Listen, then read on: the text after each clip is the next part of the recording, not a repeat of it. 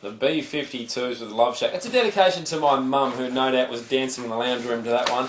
Good morning, Nicole Finlay. Morning, how you going? Pretty good, thanks. Of course, from Bundy Softball. There's not much happening this weekend, is there? No, fixtures are finished for this year, so we've just got the results to go through and a bit of a recap of 2012. Absolutely. Well, let's start off with the last weekend. The under-16s, the Eels and South Sluggers. This was one of the under-16 games of the season. It was the Eels South Sluggers 7-5.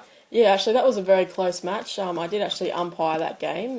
Eels were down going into the last inning, so it looked like Waves might have actually got one up on them so far this season. But unfortunately, Eels just sort of reeled it back in and got a few runs in the last innings. And these two sides are the top two in the under-16. The other side is Brothers United, but they're a young team and they're still developing. So, this is going to be the game of the season really between these two. Could we have seen a bit of a preview of the grand final there? I think we've definitely seen the grand final there.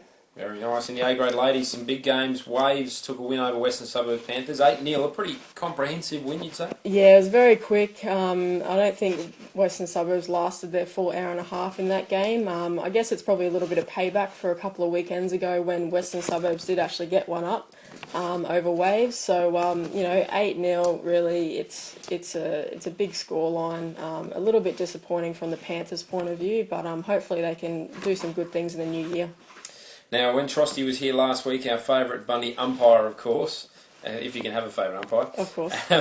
He was here last week, and I said to him, I reckon Waves can get over the top of Bargara Bullets, and he laughed at me. He said, no, not in a million years, and he was spot on. 18-7, the Bullets got over the top of Waves. Yeah, that's right.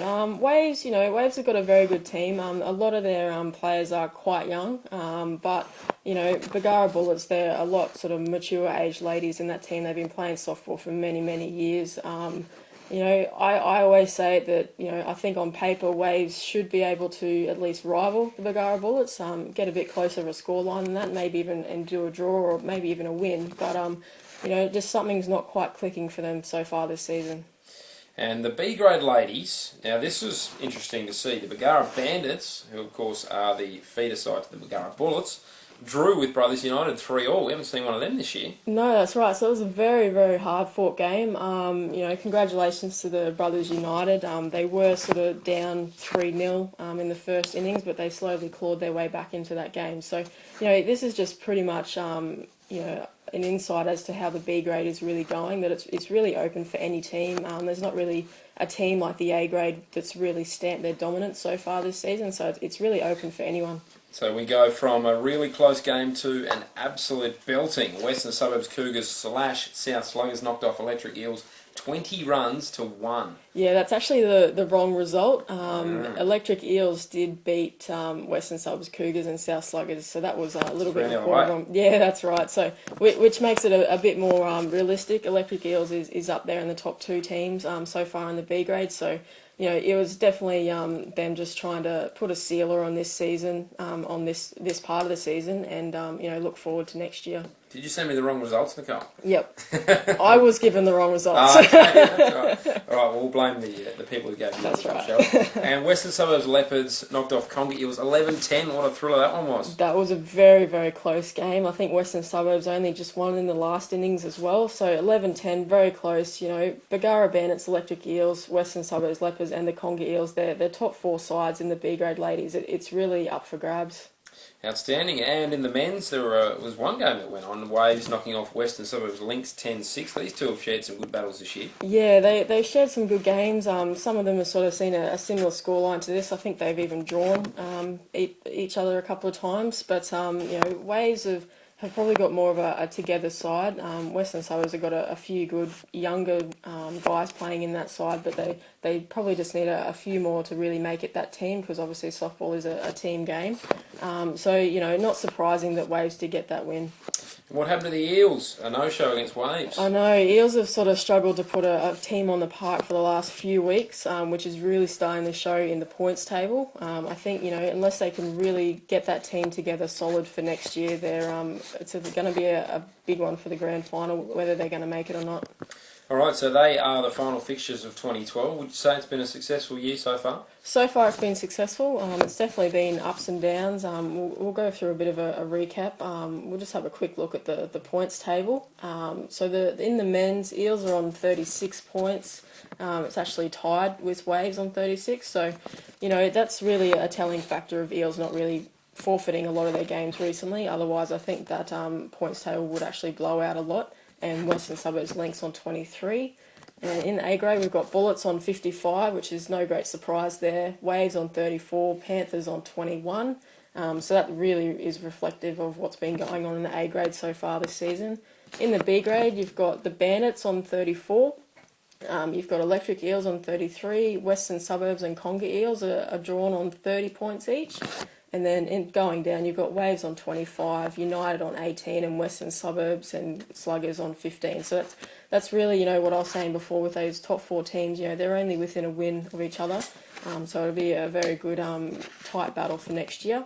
And then the under-16s, we've got the Eels and Sluggers on 24, Waves on 18, and United on 11 points. So Eels are definitely winning that under-16 side, but I think Waves are going to start showing some form next year.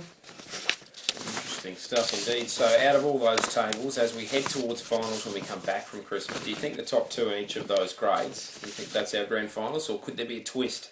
I think the only one that I can really see a bit of a blindside is going to be the B grade ladies. Obviously, Bandits on paper, they've got the most points, but in their last game of the season, they did actually draw to United, who's coming sort of fifth or so on the table. So it's very tight. It could be anyone's game on any day. So it'll be just very interesting to see what happens in 2013.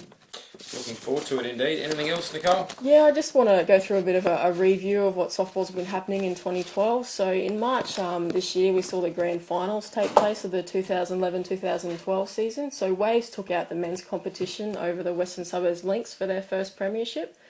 Eels won the A grade for the first time after several appearances in the grand final over the past few years, but never quite getting the win. Electric Eels won the cliffhanger in overtime over Western Suburbs Leopards to reign in the premiership for about the third time in a row in the B grade, and Western Suburbs took out that under-16 competition. So earlier on in the year as well, the association gained funding for a local sports coordinator, which is Ray Diamond, as you know. Ray's done a fantastic job in starting to structure and organise the clubs over the year, as well as many other tasks, great and small. Our under-15 representative sides went to the state championships in April, so both the boys and the girls team won the President's Cup, which is great for them. In July, the association held its AGM, where Magella Manley was acknowledged as a life member. So Magella's donated many years to the committee and representative duties and coaching and scoring and umpiring, so thanks to her for all her contribution. In September, our under-17 representative teams ventured down south for the Queensland Championships.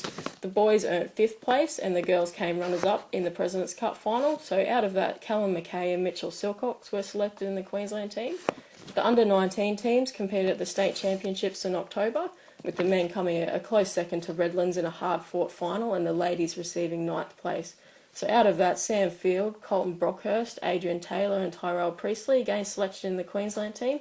So best of luck to all these boys when they compete in the national championships in January. The start of the season in September saw decreased numbers compared to last year. So the association ran a simple softball program, which is basically a training session held over several weeks for primary school age children to learn the basics of softball, as well as holding a family fun day in October, which is an initiative that will be continued in future years, which gained about 2 teams of junior players. The association has introduced Encouragement Award for the juniors players. 1 player in each team each week will receive a free ice block for their effort. We've also worked hard in accrediting approximately 25 active after-school and community coaches, as well as many other scorers and umpires, and delivering our active after-school program to around 7 schools so far, which is a fantastic recap for 2012. And I guess in the year to come, in the fixtures, in the men's, there's really only a win that separates that men's competition. I'll be looking for those representative players to pull their teams together and for the men's competition to go down to the wire. In the A-grade ladies, we've got the Bagara Bullets have all but wrapped up the A-grade competition, but they are no longer undefeated, so it is possible for Waves or the Western Suburbs Panthers to win the crucial games. I'd like to see Panthers build on their win and start playing more of a cohesive team in the new year.